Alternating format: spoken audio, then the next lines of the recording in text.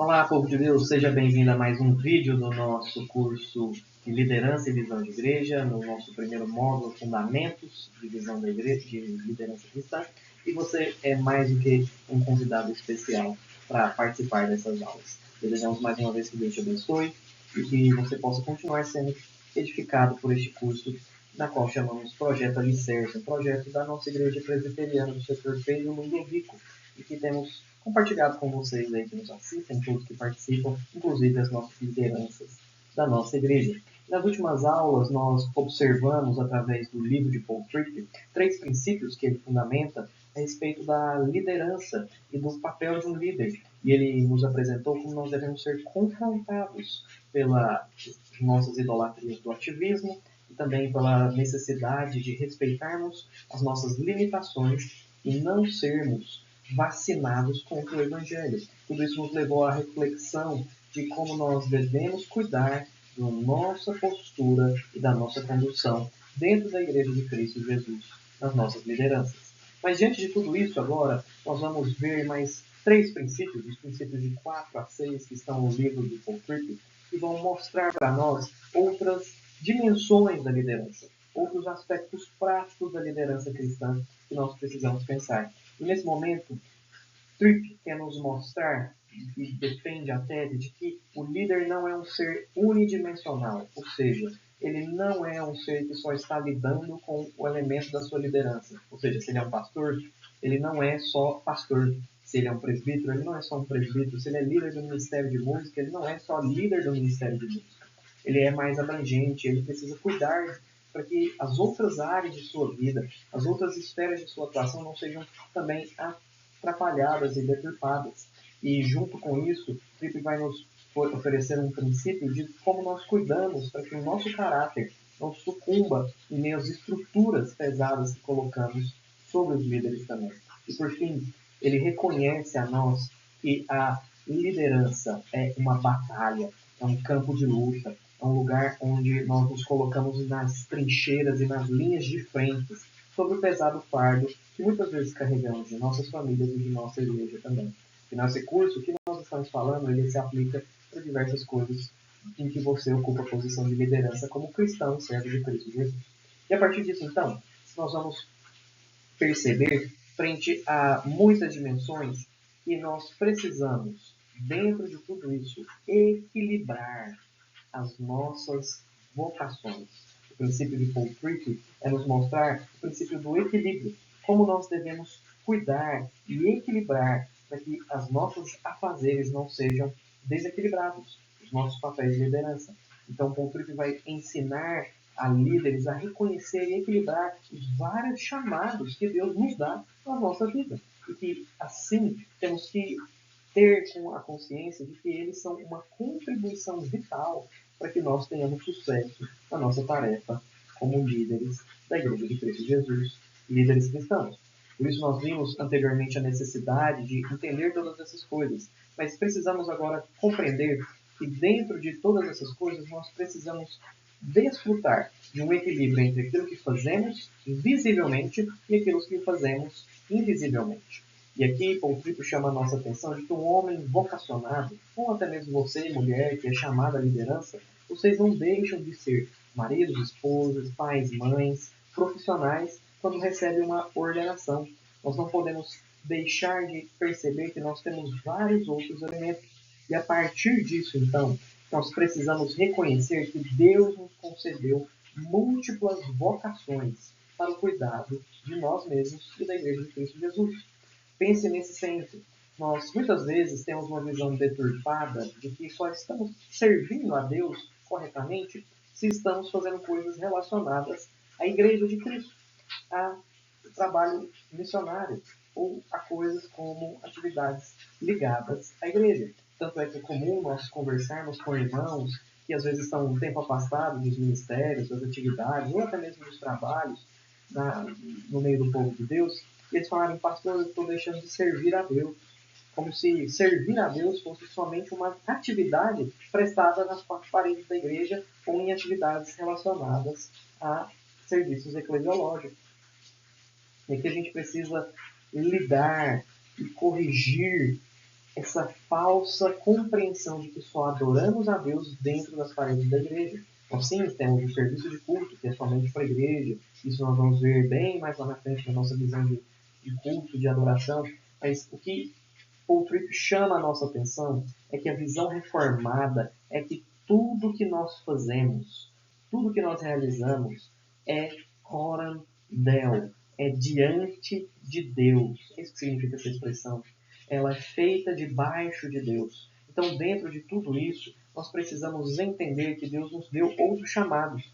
Nós temos ali a nossa tarefa como maridos, como pais, e isso também é um aspecto centralizado e coordenado porque você é um adorador a Deus. Você é profissional, você é cidadão deste país e tem responsabilidades no seu trabalho, na sua cidade. E isso tudo também é para a honra e glória de Deus, é um serviço na qual você adora a Deus, executando bem e prestando o bem comum. E dentro de tudo isso se encontra também o serviço dentro da igreja, presbiteral, diaconal, liderança de diretoria, de SAP, qualquer outra coisa. Aqui nós precisamos corrigir um alerta. Nós precisamos corrigir algo que deve nos servir de alerta, que envolve justamente a nossa falsa compreensão de que essas outras atividades competem contra a nossa atividade dentro da igreja. Pelo contrário, essas múltiplas vocações precisam ser equilibradas. Por isso, esse princípio do equilíbrio que Paul Tripp nos apresenta e nos mostra. Então, quando você foi ordenado, quando você recebeu a liderança, você não deixou de ser marido, você não deixou de ser pai, não deixou de ser profissional. Todo esse trabalho, tudo que a sua família faz, são adoração a Deus e elas não devem convergir.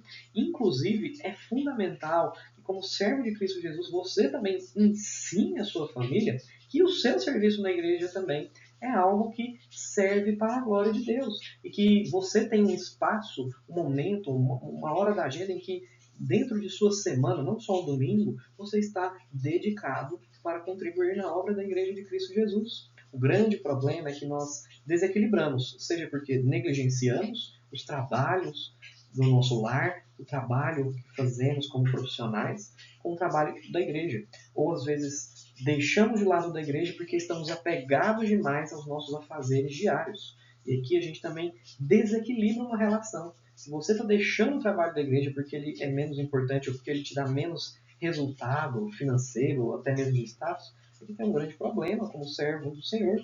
Você está deixando de fazer aquilo que o Senhor o chamou para fazer. E a sua família precisa aprender a respeito disso. Os seus filhos precisam compreender que você é um servo de Deus que equilibra as suas atividades, equilibra seus afazeres a ponto de não negligenciar a vocação que o Senhor deu dentro da igreja com os trabalhos da fazeres. Nós não podemos de modo algum, e é muito triste ver nas lideranças das nossas igrejas, pessoas que usam uma coisa ou outra para dizer que não pode realizar ou fazer certa atividade dentro da igreja ou dentro do lar. Às vezes a gente ouve maridos ou esposas de pessoas que servem, que trabalham dentro da igreja e se queixam da ausência do pai dentro do lar, se queixam da presença da sua dele em compromissos familiares. E muitas vezes a desculpa é porque eu estou na igreja como se fosse uma desculpa que protegesse você dessa situação. E aqui a gente precisa parar de usar a falsa desculpa gospel. Muitas vezes nós usamos o ministério para deixar a nossa família negligente. A gente pesa ela. E acontece hoje, tem acontecido mais, o inverso, usar a família para negligenciar o trabalho no ministério, usar as atividades profissionais como desculpa para não servir no ministério. O que Paul Tripp chama a nossa atenção é que Deus nunca vai chamar você para uma tarefa ministerial que vai exigir você desobedecer em outra área.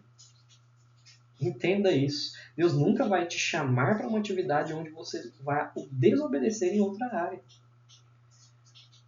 Por isso nós precisamos entender que a negligência do nosso lar, do nosso trabalho, não é justificada pela obra do Senhor e nem mesmo a negligência nossa na obra do Senhor é justificada por outra coisa que estejamos envolvidos. O nosso papel como líderes é termos coragem mútua de dizer ao nosso colega de conselho, de junta, para nos auxiliar, para dizer, olha, eu preciso cuidar das coisas da minha casa, estou com problemas nessa área. Ou dizer para o seu colega, eu estou tão sobrecarregado dentro das minhas atividades, preciso de oração para que eu esteja dedicado aqui na igreja também.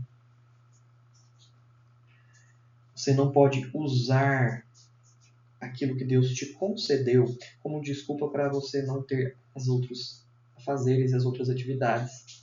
E você tem que perguntar se não está trabalhando demais ao ponto da sua igreja e da sua família estarem sofrendo.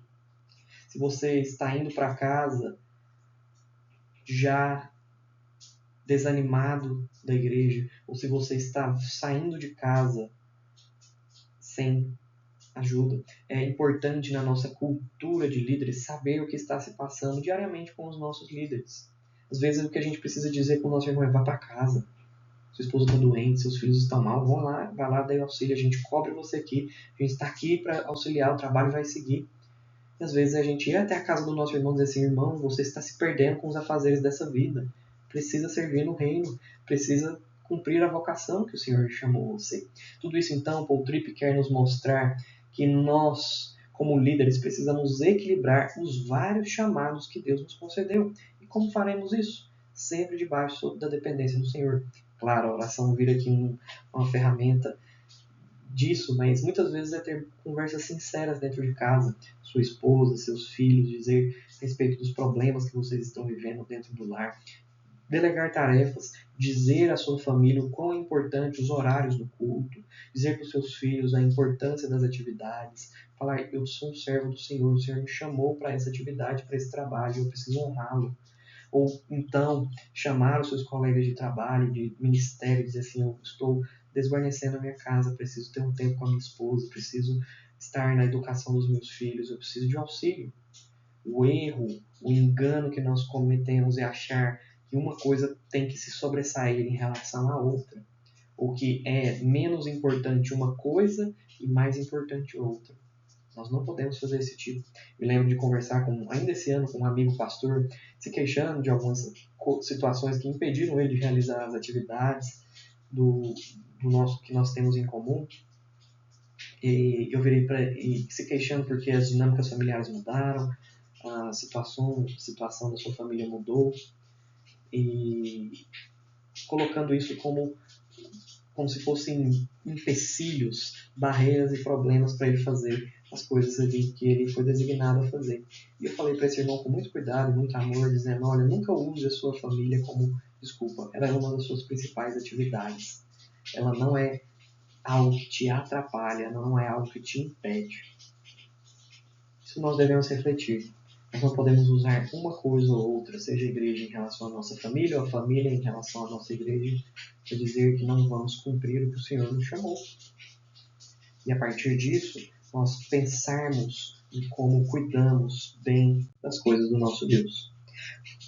O quinto princípio, segundo da nossa aula de hoje, é saber que uma comunidade de líderes espiritualmente saudável reconhece que o caráter é sempre mais importante que a estrutura ou as estratégias. Dentro disso, Paul Tripp nos chama a atenção para o elemento do caráter a partir de como muitas vezes nós negligenciamos o caráter e o cuidado dos nossos líderes por causa do peso das estruturas. Veja, é muito comum, por exemplo, a gente ter a crise dentro da igreja.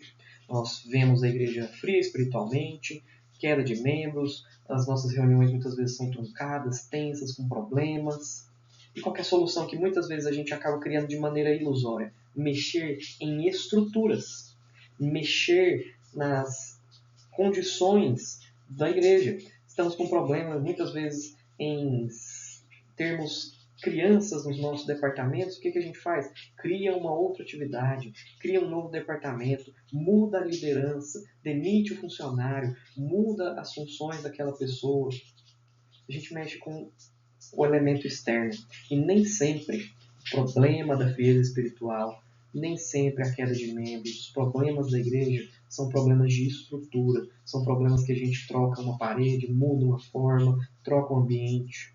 São problemas mais profundos, são problemas de caráter, problema do povo de Deus, problema que causa na igreja. Você pode olhar nas cartas pastorais. Talvez você não encontre nada do apóstolo Paulo falando sobre estruturação da igreja, sobre programas, atividades, coisas. Paulo vai instruindo Timóteo e todas as outras igrejas em elementos teológicos, compreensões equivocadas a respeito da mensagem do Evangelho, a respeito da mensagem de Cristo, a mensagem das Escrituras como um todo. E a partir disso trazendo imperativos, sendo então isso que Deus fez por nós, façamos isso, realizemos isso, corrigindo caráter e incompreensões teológicas e erros teológicos a partir de mexer no coração. É assim que a Igreja de Cristo Jesus é revitalizada, é retrabalhada, é com pregação da palavra, com a mensagem do Evangelho.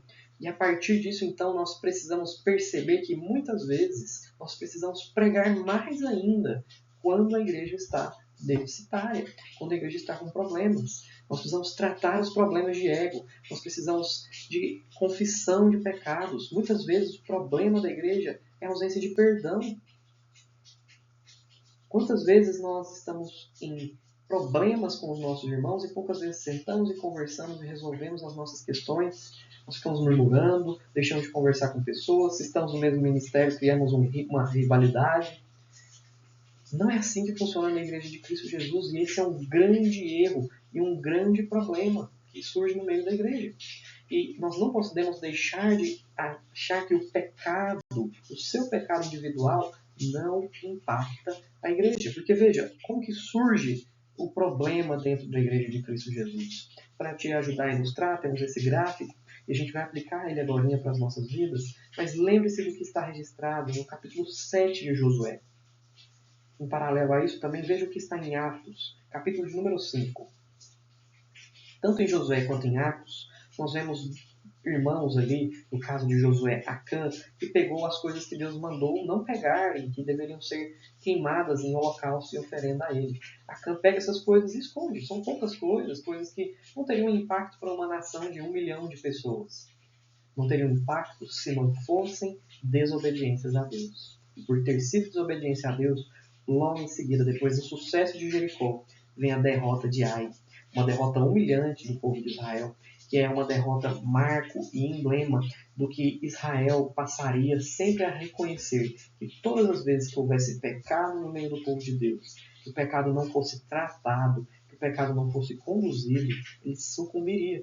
Da mesma forma, em paralelo, em Atos, a gente vê uma barreira no avanço da igreja. O capítulo 4 vem nos mostrando que a igreja vinha crescendo.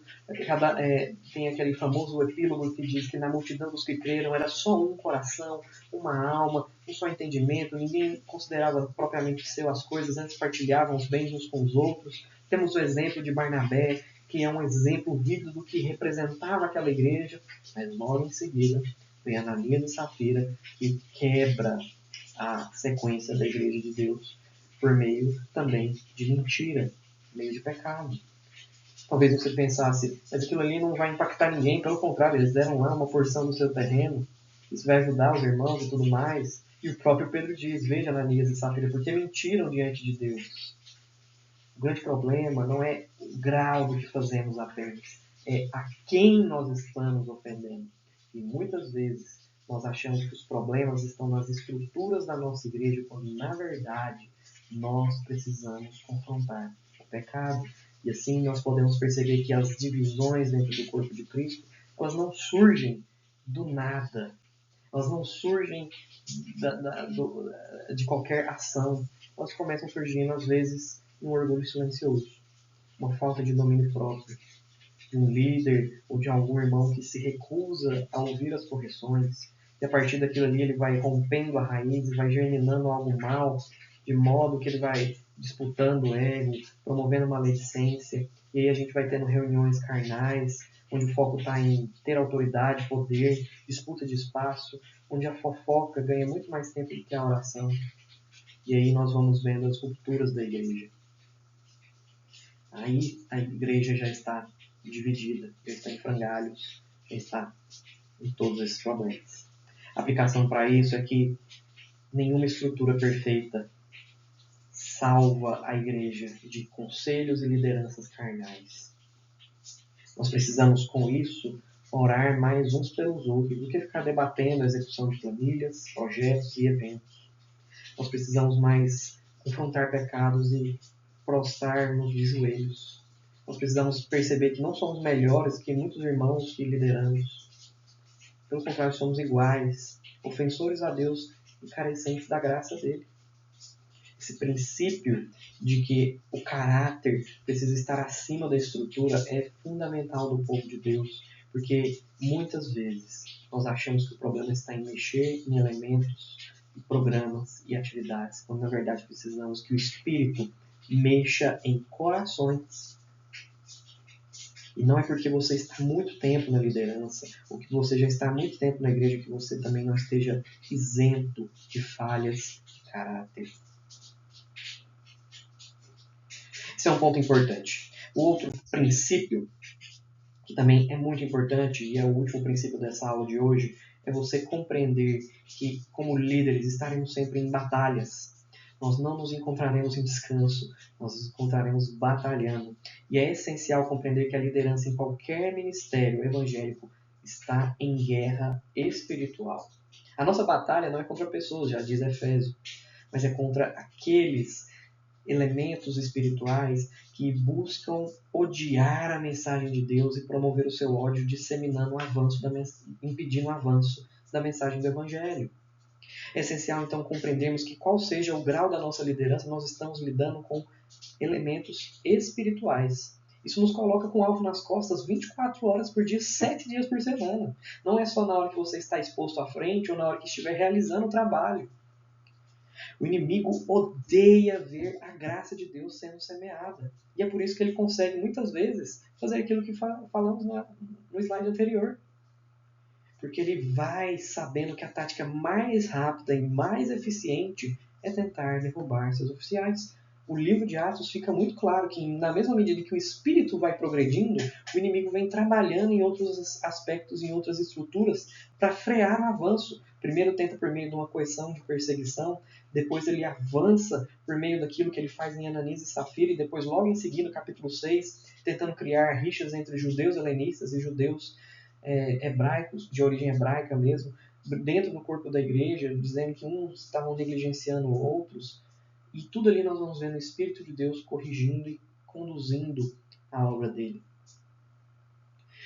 Nós não podemos esquecer também que o inimigo nos ameaça pelo medo. Nós estamos em batalha, muitas vezes o medo é um instrumento do inimigo para nos frear, para impedir com que a graça de Deus seja comunicada. Ele quer que nós firamos o pastor, desmoralizemos o presbítero, questionemos a autoridade de um diácono, deixemos que as ovelhas fiquem sem pastor porque os pastores estão desgarrados. E assim, quando a liderança, quando os líderes não cuidam dos seus liderados, as ovelhas ficam sem pastor e viram presas fáceis para o inimigo. A igreja fica uma presa fácil. E veja como muitas vezes o inimigo age de maneira secreta e sutil. Como muitas vezes ele molda a sua forma. Primeiro, ele cria um cinismo na gente. O cinismo nada mais é do que você desacreditar, achar que há alguma mudança, perder a fé. Ele cria um cinismo crescente. Você começa a falar, não adianta mais fazer isso, já tentamos várias vezes, já realizamos isso e não deu certo. E muitas vezes ele nutre em nós uma falta de esperança na igreja. Começamos a achar que a igreja de Cristo Jesus é essa igreja toda deturpada e com defeitos. E que não vai ter mudança e que ok, o que temos que fazer é só aguardar a hora da transformação final, porque só lá no céu que nós vamos ser transformados. Isso é a primeira fase para que o inimigo coloque em nós, como líderes, impeditivos para o trabalho e para o avanço da obra do nosso Senhor. Diante disso, ele vai nos colocando também diante de tentações secretas e inconfessáveis. Você vai sendo tentado aqui, tentado ali, vai se sucumbindo a essas tentações, muitas vezes ocultas a todos à sua volta, mas vai se nutrindo de tantas coisas e vai perdendo o seu amor espiritual. E aos poucos você está amargurado, ressentido. Qualquer ofensa é motivo para que você abandone o ministério, saia da igreja, perca a vontade de servir. E assim acabamos criando um orgulho cego e que se torna irreparável, como vimos no texto anterior de Hebreus 13, onde o pecado endureceu o nosso coração. E assim a gente racha a igreja, a gente cede essas táticas sutis do inimigo e deixamos que o cotidiano da nossa igreja, rua, e sofra por causa de todas essas coisas. A partir disso, então, você precisa estar consciente de que está em uma batalha. E quais são os instrumentos para você lidar nessa batalha? E aí a gente precisa ir para Efésios, no capítulo 6. Quando o apóstolo Paulo finaliza a sua fala aos Efésios, chamando a nós para combatermos o combate da fé e tomando posse daquilo que o nosso Senhor Jesus Cristo já nos concedeu e que nos fortaleça. E assim ele elenca a nós vários elementos, vários instrumentos de Deus para nos auxiliar, para nos equipar contra as armadilhas e as tentações de Satanás no corpo da igreja, que são as famosas armaduras espirituais. O escudo da fé, a espada da palavra, o capacete da salvação, a couraça da justiça. Veja o que ele diz aqui. Quanto ao mais, sejam fortalecidos no Senhor, na força do seu poder. O que nos fortalece frente às batalhas espirituais? É o poder do nosso Deus. Vistam-se então com toda a armadura de Deus, para poderem ficar firmes contra as ciladas do diabo. Porque a nossa luta não é contra carne nem sangue, mas contra os principados e potestades. Por isso, peguem toda a armadura de Deus, para que vocês possam resistir no dia mau, e depois de terem vencido tudo, permanecerem inabaláveis. Portanto, fiquem firmes, cingindo-se com a verdade, vestindo a couraça da justiça. Tenham os pés calçados com a preparação do evangelho da paz, segurando sempre o escudo da fé, com a qual poderão apagar todos os dados inflamados do maligno. Usem também o capacete da salvação e a espada do Espírito, que é a palavra de Deus. Orem em todo o tempo no Espírito, com todo tipo de oração e súplica, e para isto vigiem com toda perseverança e súplica para todos os santos, por todos os santos. E orem também por mim, para que no abrir da minha boca me seja dada a palavra, para que com ousadia tornar conhecido o ministério do Evangelho, pela qual eu sou embaixador em cadeias, para que em Cristo eu seja ousado para falar, como me cumpre fazer. Veja como Paulo então mostra para nós, e assim nós concluímos o nosso texto e a nossa aula de hoje, pensando nessa ideia de que precisamos orar. Mais uma vez, essa é uma das coisas mais importantes. Paulo chama eles a orarem e revestirem-se de todos esses elementos. A couraça da justiça, a verdade, se cingir com a verdade, ou seja, estar revestido de verdade, buscar a verdade sempre, agir com justiça frente às situações, estar sustentado por calçados do Evangelho da paz, saber que andamos sobre esse Evangelho que nos sustenta e nos segura, saber que somos guardados por o escudo da fé, da confiança, da certeza da ação e da obra de Deus, e sabermos que também estamos protegidos por Ele de todos os dardos inflamados do inimigo.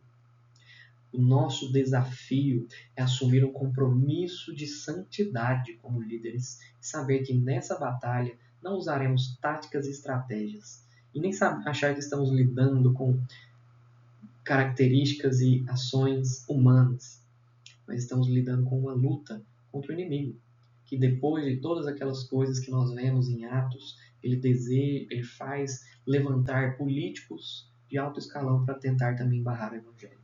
E assim ele fará de todo o tempo, tentando semear falso ensinamento, tentando levantar falsos mestres no meio do corpo de Cristo. O que o inimigo deseja é justamente que nós ruamos frente a tudo aquilo que nós falamos hoje. E nós precisamos desenvolver uma prática, um compromisso de cuidado mútuo. Nós precisamos orar pela santidade, orar pelos casamentos dos nossos líderes, orar pelos pais e as famílias dos nossos líderes, orar para que Deus os proteja frente a tantos momentos perigosos que são colocados e com isso buscar o equilíbrio para que também nós não vejamos os nossos lares destruídos por causa da obra do Senhor, porque julgamos que a obra do Senhor fez isso por nós, ou temos a nossa família descrente porque não priorizamos a obra do Senhor. Todas essas são coisas que você, como líder da nossa igreja, ou que você que tem buscado esses cursos, precisa pensar. Se você tem funcionado como um colaborador ou você tem se apegado somente às estratégias. Se Você tem sido um colaborador ou você tem sido um inimigo do povo de Deus? O desafio está aí diante de você. E eu quero orar mais uma vez, encerrando essa aula, pedindo para que Deus nos auxilie a nos apropriar mais e mais desses instrumentos de sua graça sobre nós. Oremos. Senhor, nós pedimos que o Senhor nos revista, ó Deus, com toda a armadura espiritual, para não sermos alvos do inimigo e não deixarmos que a tua igreja sofra por nossa causa, Pai. Nos faça lembrar que ela pertence a ti, não somos indispensáveis, pelo contrário, somos considerados os seus cooperadores de maneira honrosa e digna. Mas te pedimos também, Senhor, que diante de tantas vocações, o Senhor ajude aos meus irmãos e irmãs que estão assistindo essas aulas a reconhecerem e compreenderem que não são essas vocações impeditivos e barreiras para suas vidas. Pelo contrário, são coisas que o Senhor nos deu a mão para fazermos e faremos conforme as nossas forças, porque é o Senhor quem nos sustenta e é o poder do Senhor que nos sustenta mais e mais. Fortaleça a nossa igreja e que ao examinarmos a nossa vida, possamos buscar sempre cuidar dos nossos caráteres, cuidar da nossa vida, cuidar de todos esses elementos para que não sejamos presa fácil do inimigo e que as nossas igrejas tenham lideranças conhecidas por amor e serviço ao Senhor. Assim oramos em nome de Jesus.